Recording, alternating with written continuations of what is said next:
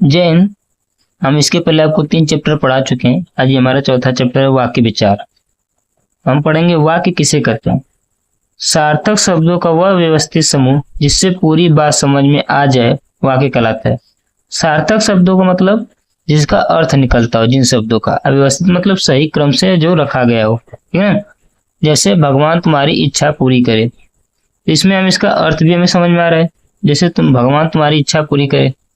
अब इसी को हम उटपटांग तरह से अगर लिख देंगे, तुम्हारी भगवान करे पूरी इच्छा, तो उतना वाक्य समझ में नहीं आता है। अब हम आएंगे पढ़ेंगे वाक्य के 2 अंग होते हैं। वाक्य के 2 अंग होते हैं, उद्देश्य और विधेय। उद्देश्य और विधेय।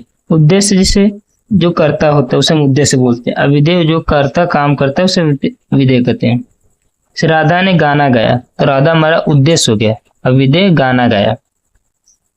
वह चला गया, तो वह हमारा उद्देश्य है और चला गया हमारा विधेय होता है।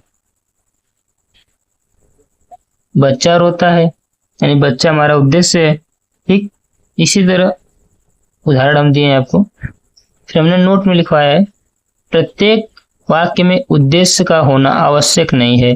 एक शब्द वाले और अज्ञार्थक वाक्य में उद्देश्य छिपा रहता है।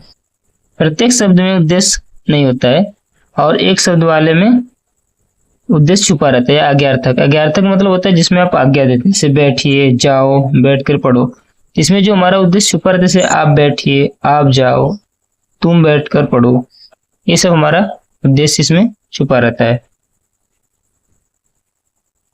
अब हम जानेंगे वाक्य के कितने भेद होते हैं। तो वाक्य के 2 भेद होते हैं, रचना या बनावट के आधार पर और एक अर्थ के आधार पर। अब हमारा आता है रचना या बनावट के आधार पर वाक्य के भेद। तो रचना या बनावट के आधार पर वाक्य के 3 भेद होते हैं, सरल वाक्य यानी सिंपल सेंटेंस, संयुक्त वाक्य यानी कंपाउंड सेंटेंस, मिश्र वाक्य यानी कॉम्प्लेक्स सेंटेंस। ठीक, रचना के आधार पर 3 भेद हैं, सरल, संयुक्त, मिश्र। अब हम जानेंगे सरल वाक्य होता क्या है। जिस वाक्य में एक ही क्रिया होती है उसे सरल वाक्य कहते हैं। जिस वाक्य में एक ही क्रिया होती है उसे सरल वाक्य कहते हैं। जैसे बच्चा रोता है, यानी बच्चा रो रहा है, एक ही काम हो रहा है, वह एक अच्छा आदमी नहीं है। आया समझ में ना, सरल वाक्य। अब आता है हमारा संयुक्त वाक्य। संयुक्त वाक्य मतलब होता है जोड़ना। जैसे किसी भी चीज को आप संयुक्त कर रहे हैं, जुटा रहे हैं, जोड़ेंगे, वही संयुक्त वाक्य होता है। आइए इसका परिभाषा पढ़ते हैं। जहां 2 या अधिक वाक्य किसी समुच्चय बोधक से जोड़े गए हों, ऐसा वाक्य संयुक्त वाक्य कहलाता है। इन वाक्यों को जोड़ने के लिए किंतु, परंतु, पर, और, एवं, अथवा या नहीं तो आदि समुच्चय बोधक का प्रयोग किया जाता है। यानी इसमें बताया गया है कि जहां 2 या 2 से अधिक वाक्य किसी समुच्चय बोधक से जोड़े गए हों, है ना, ऐसे वाक्य संयुक्त वाक्य कहलाते हैं।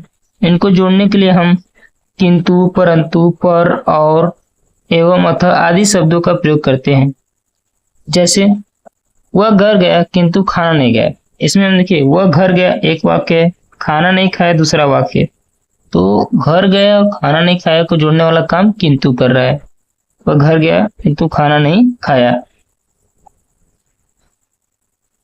दूसरा हमारा एग्जाम्पल है, तुम यहीं बैठोगे और अपना काम पूरा करोगे। यानी 2 वाक्य को जोड़ रहा है आपस में, तुम यहीं बैठोगे और अपना काम पूरा करोगे। इतना समय हो गया है कि किंतु आशीष नहीं आया।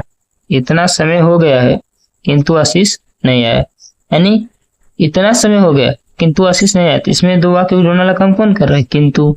तुम यहीं बैठोगे और अपना काम पूरा करोगे, इसमें जोड़ने वाला काम और कर रहा है।